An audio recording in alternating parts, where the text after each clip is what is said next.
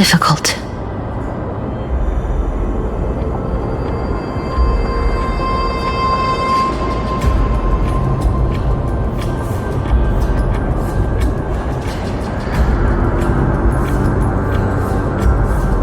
I'm familiar with this kind of mechanism, but I've never repaired broken chains. If I was more powerful, I would be able to carry one person with each limb and fly the four of us to the other side.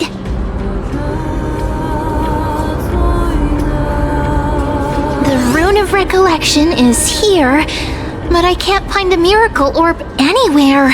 So weird. Oh, could it be in that collapsed tower in the distance?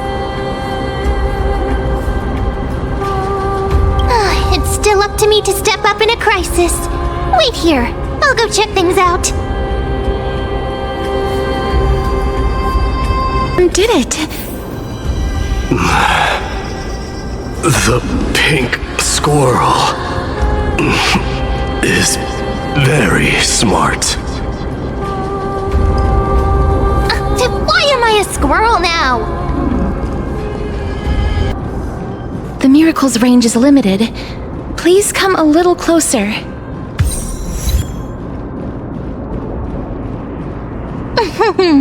Aren't I a good fit for Orynyx's priest?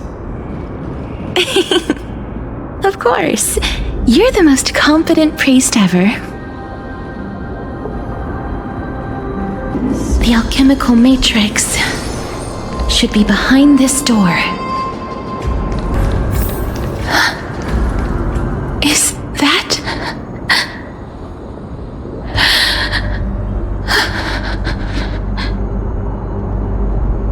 Wow, there are so many of you! It's little Cass and little Gray. Oh, there's also little D and the big puppy! Trian? Aren't you... Get what? I'm getting even more confused.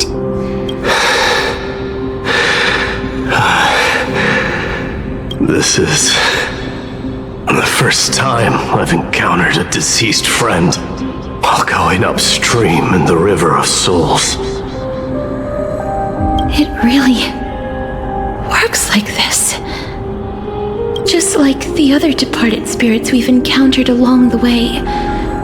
I'm also unable to sense the aura of the living on Lady Trian. Yup, you're right.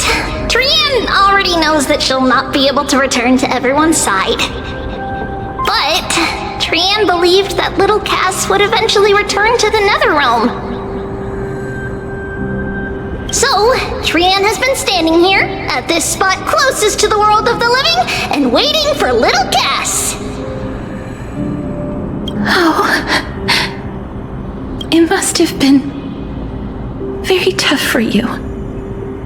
But according to what Trian said, we're almost at the entrance of the Netherrealm. Trian promised Trevi and Trinan that when little Cass got here, Trian would get the gift ready and be the first person to run over and welcome you. So, little Cass, don't cry. Please, accept this. We finally finished it! This is what Lady Trebi once mentioned. The gift for me that you didn't manage to finish. The Holy Maiden of Janus. Even when separated by life and death, their thoughts are still connected. Trian spent a lot of time drawing this. Trian hopes that little Cass likes it. Seriously? It's seriously a wonderful drawing. Lady Trian.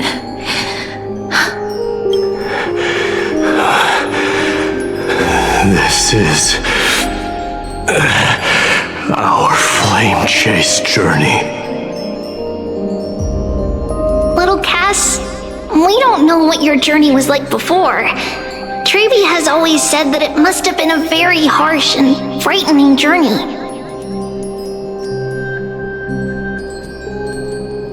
But little Cass no longer has anything to fear now, because everyone is here with you in this flame chase journey!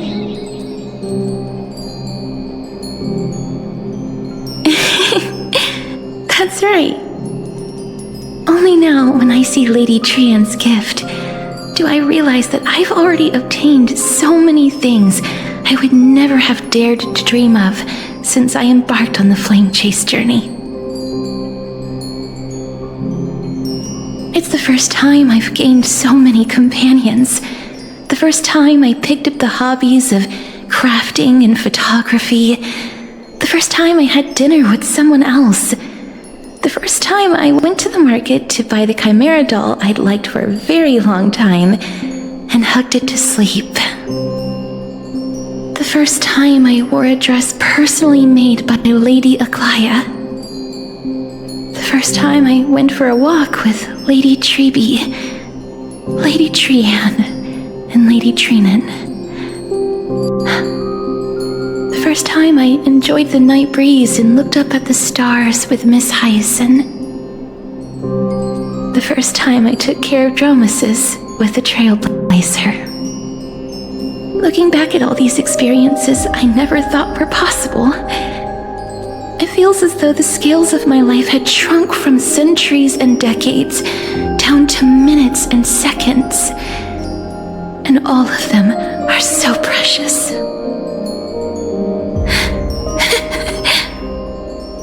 I took countless photos in the past, but they're all black and white landscapes. I don't have a single one with friends.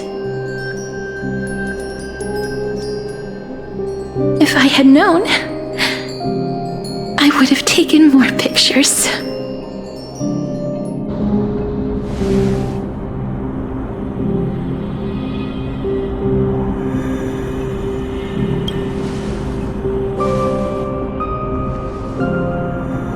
Trian says yes! Trian likes little Cass and would love to take a picture with little Cass. Sadly, being departed souls, our images cannot be captured in the world of the living.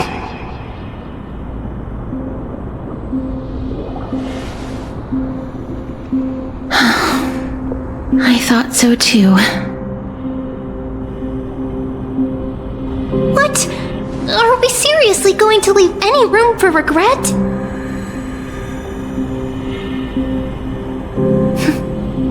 There won't be any regrets. This vivid drawing surpasses any photograph from the world of the living. Little Cass smiled. Trevi, Trinan, and Trian's wishes finally come true!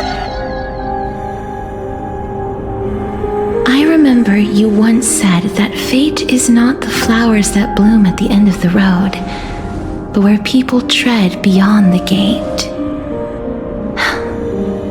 Now, the path that belongs to me is about to reach the end. Thank you for bringing me the final key. Key? Little Cass, why are you talking in riddles all of a sudden? I have a feeling that soon, this gift of yours will become the key to saving Mrs. Life. Wow, that's amazing!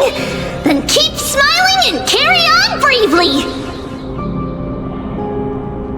Little Cass, Little Gray, everyone, see you tomorrow!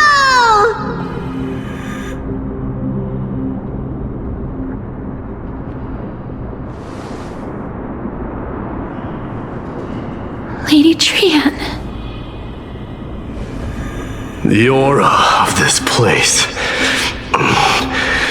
we have indeed reached the end of the stream of souls.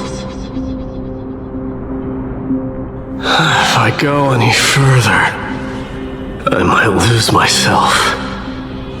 I must leave now, for the black tide still wreaks havoc in the realm of the living.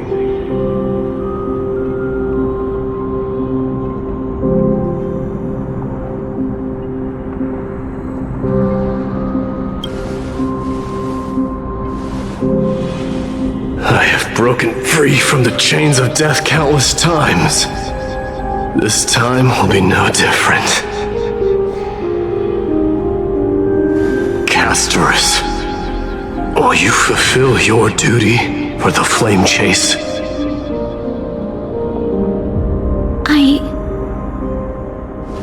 I have yet to make my decision, Lord Mighty.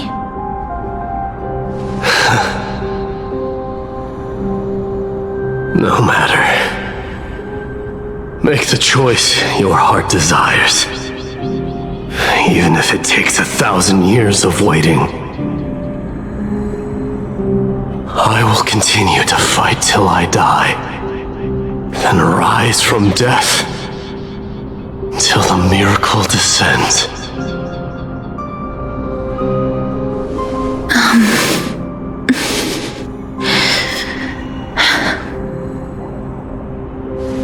There is one more thing you should know, Lord Mighty. What is it? Professor Anaxa may have deduced the principles behind the Era Nova. You and I may be reincarnated as strife and death in the next cycle, becoming calamities wreaking havoc upon the world. I see.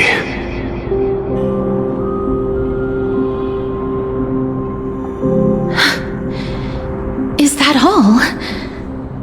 Are you going to accept such a fate without complaints? Do you have a strategy to shatter the shackles of our fate? I haven't found it yet. Perhaps I never will. Then, cease wasting your thoughts on futile matters. Control what little you can, and when fate's inescapable grasp comes, resist it with the strength of your mighty will.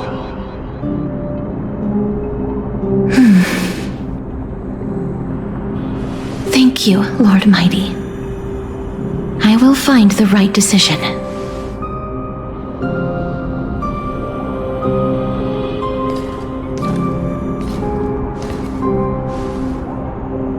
In the name of strife, may you meet a fitting end. This must be the alchemical matrix the spirit mentioned. Let's see. We need to insert Aquila's sky, Giorios' earth, Kephali's fire, Fagusa's ocean, and Nestia's love. It seems our sweet Princess Homebody has made up her mind. In that case, seamstress, I suppose I no longer need to deliver your message. My time is rather precious after all. Whether you wish to break free from death or not, please, follow your heart. By the promise you once made, I ask that you fulfill your duty one final time. Castorice, please, live as a human, and die as one. According to that alchemist, the final piece is supposed to be me. However, he is not privy to the past, and therefore cannot see the full picture. The past? I saw the twins of death in Kefali's memory, and now I am certain that I was one of them. The trial of the Hand of Shadow demanded taking the life of your family. I died during that trial, falling before the gate to the new world. And my sister, whom I never met, became the Titan Thanatos of this cycle. She was consumed with regret over my death, so she used the Titan's authority to reforge my soul. Yet, it also means she has never revealed herself to anyone, hidden away from the entire world. That's because the Titan she became already fell at the start of everything. They died for me, and now lie in slumber in the River of Souls. You mean Pollux? That's right. The River of Souls is no material river. It cannot be blocked by ordinary means. Only a divine corpse can prevent the dead from reaching the next world. And that's why we have to awaken Pollux from death before we can retrieve the core flame of death. We have to reforge its body with the power of alchemy. But Cass, if that alchemist speaks the truth, does that mean you're also part of the dragon body? According to those departed spirits, I was indeed born as the dragon's twin. But before we talk about that, have you heard the sighs?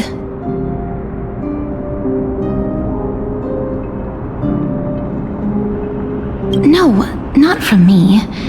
The sounds that come from the memories when we were collecting the souls. I heard them too. So what are those?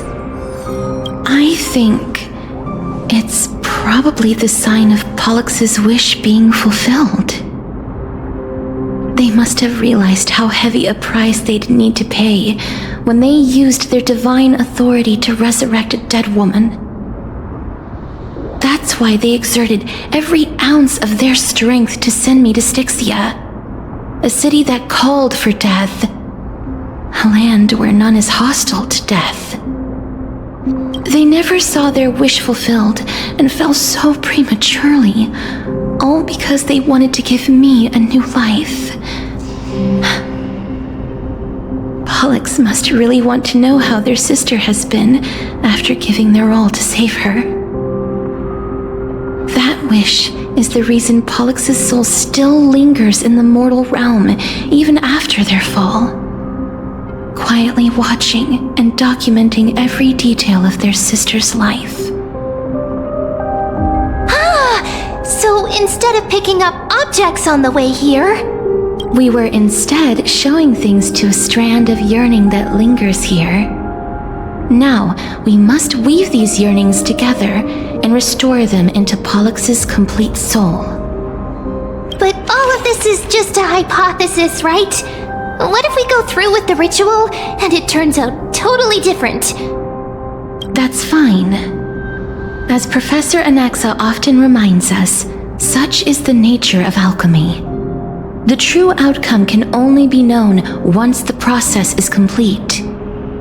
This is why alchemy is also known as the miracle of creation. Now, the puzzle of Pollux's yearnings is nearly complete, with only one final piece remaining. I shall reveal what they have been yearning to know in the alchemical matrix. I will show them my whole life since I left Styxia. Lady Trianne has already drawn a picture of my entire life, and it is now in my hands. Then, let the ritual begin.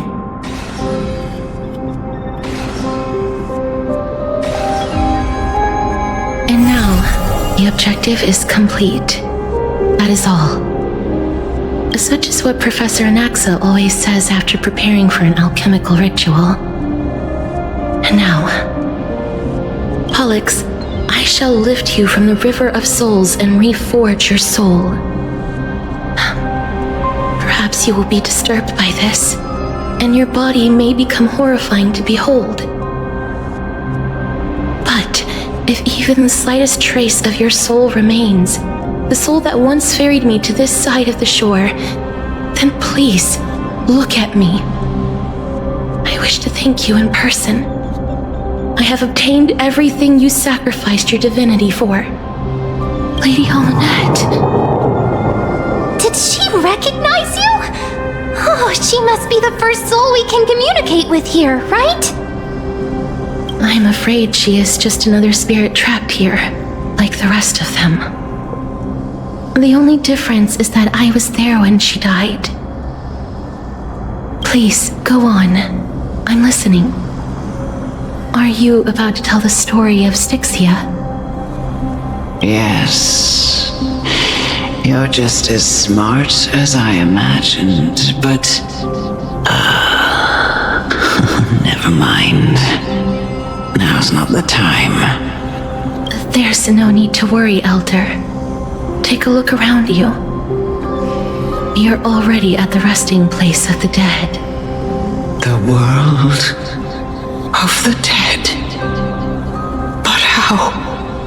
I understand that you chose to remain silent about the story to protect Castorice, the girl who coexists with death. But you no longer need to hide that story. I can assure you that you have protected that girl's life well. Well, in that case, let me begin.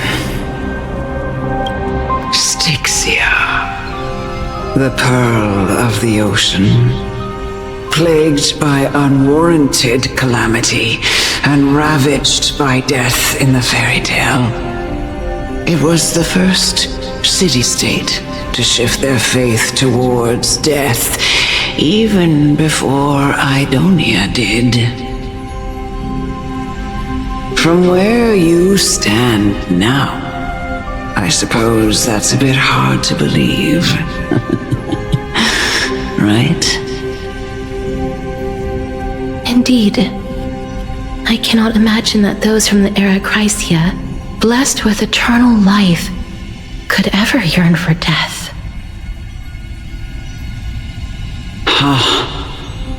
I have pondered the same question, child. But I am afraid there is no clear answer to it. Journeys and epics are only glorious and magnificent because all things eventually fade to dust. That's how someone once explained to me why death isn't necessary to the world. But I still can't take that as the final answer. Would a world without journeys and epics be worse off?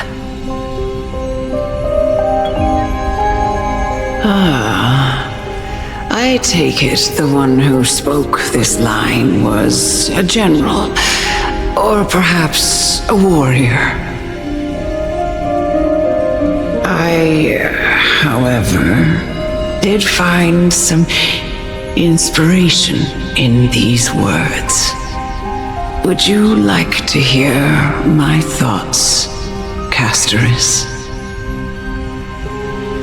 Please enlighten me, Lady Almanette.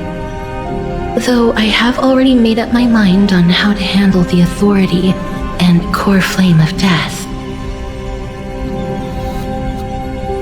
Your words might truly guide me toward the path forward. You and I are neither warriors nor generals. Therefore, journeys and epics cannot truly resonate with us. But what if I reframe it like this? What if love is not a trait bestowed upon mortals by Nestia, but a blessing from death? Love. No one ever invented the word cherish in the era when life was eternal. For all the good things in the world could be revisited endlessly, and every bond formed carried no risk of being severed. The so-called Era Chrysia was an age devoid of both virtue and sin. People did not truly live. They simply existed, going through the motions without passion or purpose, then waiting for something to happen. Perhaps the people of Styxia chose to embrace death not out of fascination with its cruel and fearsome side, but instead became fixated and obsessed with the impulses and desires tied to a finite existence.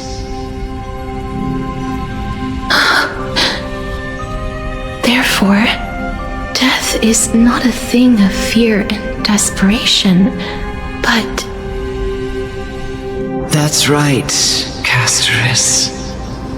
It is the reason we shed tears when parting ways, and also the original spark that ignited the passion of mortals. If you truly intend to deprive the world of death, then be prepared to witness it return to a state of stagnation.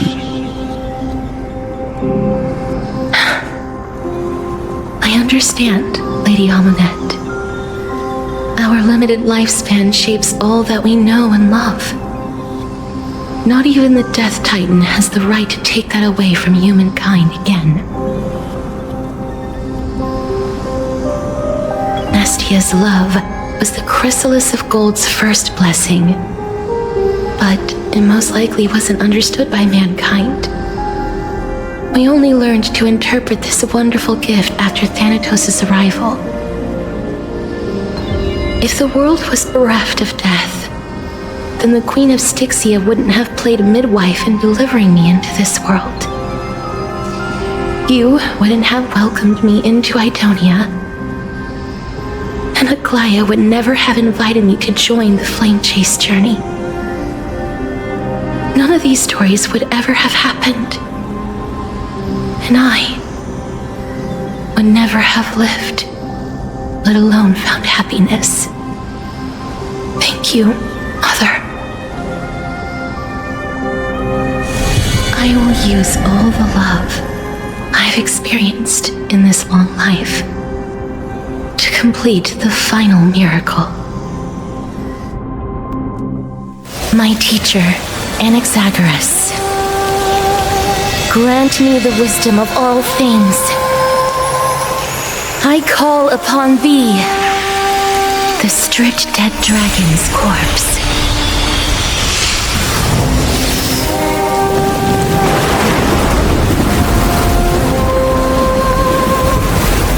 Rises from the earth, falls from the sky. As above, so below. This is the greatest power of all powers, unstoppable in this world.